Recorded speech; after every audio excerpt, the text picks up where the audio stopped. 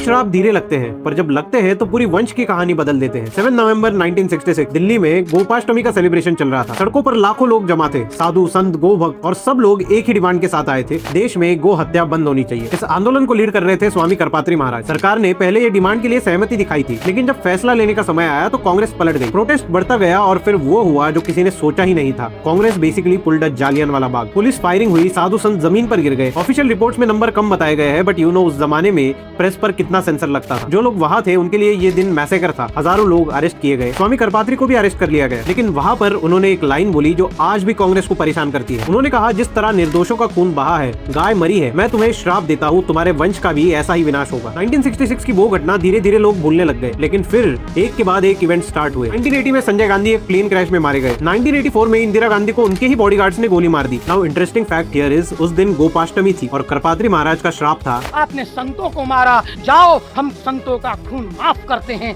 लेकिन याद रखना एक गाय की हत्या हुई, जाइए आपका कुल का नाश गोपाष्टमी तिथि में होगा। लेकिन कहानी यहीं पर खत्म नहीं हुई। 1991 में राजीव गांधी भी एक और ब्लास्ट में मारे गए। क्या ये सब सिर्फ कोइंसिडेंस था या 1966 का वो श्राप अपना असर दिखा रहा था? What do you think?